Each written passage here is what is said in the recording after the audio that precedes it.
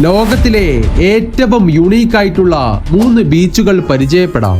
അതിൽ അവസാനത്തെ ബീച്ച് ഏതാണെന്ന് കണ്ടാൽ നിങ്ങൾ തീർച്ചയായും അത്ഭുതപ്പെടും. ഇതിൽ 3-ാം സ്ഥാനം ഗ്ലാസ് ബീച്ച്, കാലിഫോർണിയ. മണലിന് പകരം മിനുസമാർന്നതും വർണ്ണാഭവുമായ സീ ഗ്ലാസ് കൊണ്ട് മൂടപ്പെട്ട ഒരു ബീച്ചാണിത്. എന്നാൽ ഈ പ്രതിഭാസം പ്രകൃതിയാൽ രൂപപ്പെട്ടതല്ല. 1906 മുതൽ 1967 വരെ ഈ ബീച്ച് ഒരു പ്രാദേശിക മാലിന്യ കൂമ്പാരമായിരുന്നു. വൻ തോതിലാണ് ഇവിടെ മാലിന്യങ്ങൾ നിക്ഷേപിച്ചു കൊണ്ടിരുന്നത്. ഇതിൽ പകുതിയിലധികവും പല നിറത്തിലുള്ള ഗ്ലാസുകളായിരുന്നു. എന്നാൽ കാലക്രമേണ ശക്തമായ തിരമാലകളിലൂടെ ഈ ഗ്ലാസ് കഷ്ണങ്ങൾ ഉരുണ്ടും മറിഞ്ഞും ഇതിന്റെ ആകൃതി പതുക്കെ മാറാൻ തുടങ്ങി. അങ്ങനെ ഇന്ന് കാണുന്ന തരത്തിൽ അതിമനോഹരമായ ഒരു കാഴ്ചയായി മാറി. പ്രകൃതിക്ക് മലിനീകരണത്തെ എങ്ങനെ സൗന്ദര്യമാക്കി മാറ്റാൻ കഴിയുമെന്നതിന്റെ അവിശ്വസനീയമായ ഒരു ഉദാഹരണമാണിത്. 2-ാം സ്ഥാനം പാപ്പാകോലിയ ഗ്രീൻ സാൻഡ് ബീച്ച്. ഹവായിയിലെ ബിഗ് ഐലൻഡിലെ ഒരു സവിശേഷമായ സ്ഥലമാണ് ഈ ബീച്ച്. ഈ ബീച്ചിന് ചുറ്റുമുള്ള 49,000 വർഷത്തോളം പഴക്കമുള്ള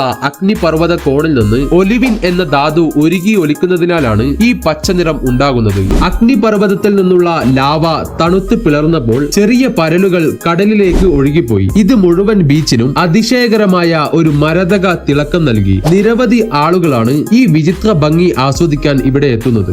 1-ാം സ്ഥാനത്ത് ആരാണെന്ന് അറിയുന്നതിന് മുമ്പേ ചാനൽ ഒന്ന് സബ്സ്ക്രൈബ് ചെയ്യാനും ലൈക്ക് ചെയ്യാനും മറക്കല്ലേ. ഇതിൽ 1-ാം സ്ഥാനം പുനലു ബ്ലാക്ക് സാൻഡ് ബീച്ച്. മുഴുവനായും കറുത്ത മണലുകളാൽ മൂടപ്പെട്ട ഇവിടം വളരെ വിചിത്രമായി തോന്നുന്നു. ഈ മണൽ എന്നത് അഗ്നിപർവ്വതത്തിൽ നിന്നുള്ള ചൂടുള്ള ലാവ കടലിൽ പതിക്കുമ്പോൾ ഉടനെ തണുത്ത കല്ലുകളായി ഉടയുന്നു. കാലക്രമേണ തിരമാലകൾ ഈ കല്ലുകളെ ചെറിയ കഷ്ണങ്ങളാക്കി മാറ്റുകയും തീരത്തേക്ക് കൊണ്ടുവരികയും ചെയ്യുന്നു. അതുപോലെ ഇവിടെ വംശനാശ ഭീഷണി നേരിടുന്ന ഹവായിയൻ കടലാമകളെയും കാണാറുണ്ട്. ഹവായിയിൽ അതിശയകരമായ പ്രകൃതി ദൃശ്യങ്ങളുടെ ഒരു പ്രധാന സ്ഥലം കൂടിയാണിത്. ഇതിൽ നിങ്ങളുടെ അഭിപ്രായങ്ങൾ എന്തൊക്കെയാണ്?